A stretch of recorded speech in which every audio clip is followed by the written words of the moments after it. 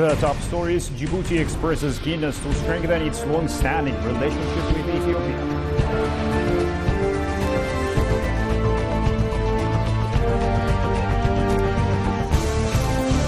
And Sudan is slipping further into chaos. The Rapid Support Forces make advances in Gezira state.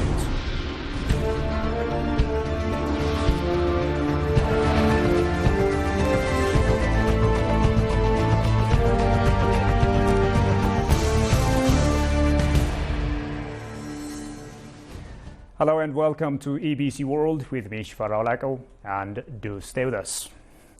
Djibouti has expressed keenness to strengthen its long-standing relationship with Ethiopia in economic, tourism, culture and people-to-people ties.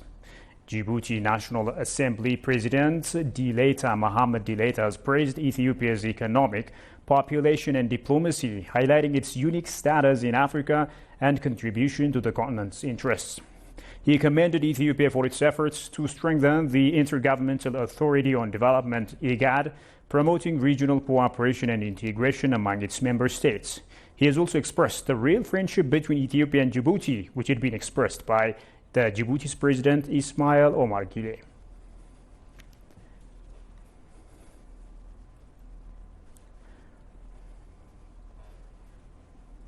Ethiopia's Sabata train station, located on the outskirts of the capital, has been officially inaugurated at the starting point of the Ethio-Djibouti rail transport route.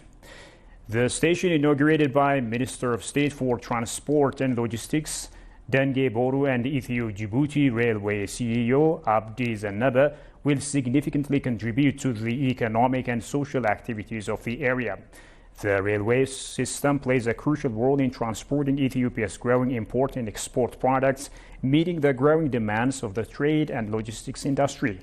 The station will also facilitate the transportation of imported soil fertilizer from Djibouti port to Ethiopia.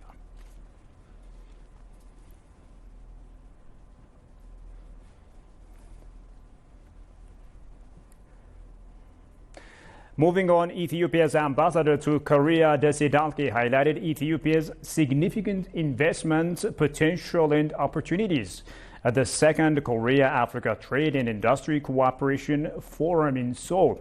The forum focused on Ethiopia's current economic situation, priority areas for foreign investment, and areas of cooperation between Ethiopia and Korea. The ambassador emphasized the need to strengthen collaboration in trade, investment, science and technology, financial, as well as technical cooperation. South Korea's Deputy Minister for Trade, Byung Ne-yang, emphasized Africa's economic potential due to its youthful workforce and untapped resources. Korean companies also highlighted their investment experiences in Africa and expressed their desire to pursue further investment opportunities in the African nations. Welcome back. You're still watching ABC World. Moving on, former members of the Shene terrorist group who have completed their rehabilitation training are going to join the community. Shene, which has been classified as a terrorist group by the House of People's Representatives, is a group which operates in various areas of Oromia and is engaged in armed struggle. More than 1,290 of these former members of the group completed their training and returned to their families.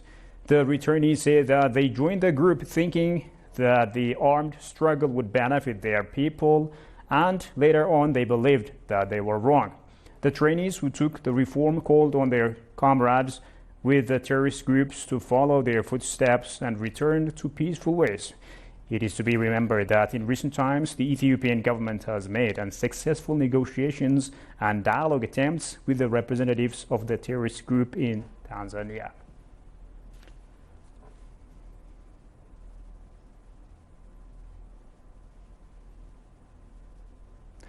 And finally, Sudan is slipping further into chaos. The Rapid Support Forces make advances in Gezira state. When the war broke out 8 months ago, hundreds of families from the Masalit minority group fled West Darfur to neighboring Chad. Some of those families say their young men and boys were targeted by paramilitaries. Kushumala Sazmoronat from Al Jazeera. Awatif struggles to hold back tears when she thinks about her son being beaten to death. Fayaz was 12 years old when Sudan's paramilitary forces pulled him out of line at the checkpoints in West Darfur along with other young men. His father tried to rescue him but couldn't. They hit him. He fell down. They dragged the boy away and told him to crawl. He was crawling while they were beating him with a wooden rod until he bled out. According to a UN report, an estimated 12,000 people have been killed since April when the conflict broke out between the army led by General Abdel Fattah al-Burhan and the Rapid Support Forces commanded by his deputy Mohamed Hamdan Dagalo. Awatif and her surviving children are just one of hundreds of massacred families who fled the fighting in West Darfur for Chad. All around her in this refugee camp, people have similar tales of violence that seems far from random. A series of targeted attacks against massacred children. They were all very young children. My nephew was only 2 months old. When he was beaten, his mother did not take him off her back. When she pulled him off her back, she found him dead. The UN has condemned report of ethnic violence in Darfur. It says the systematic killing and displacement of massacred population could amount to war crimes. The Rapid Support Forces have repeatedly denied responsibility. The RSF will not provide support to perpetrators, but will respond swiftly and resolutely. We assure our firm readiness to collaborate with the Investigations Committee to present any individuals involved in any abuses for a fair trial.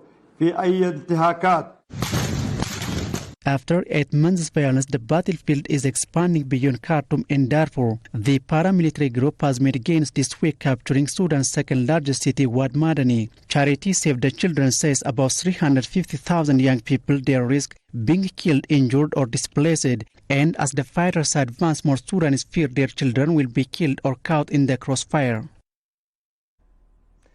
Well, the viewers, that's all the news there is for now. Thanks a lot for watching us. Bye-bye.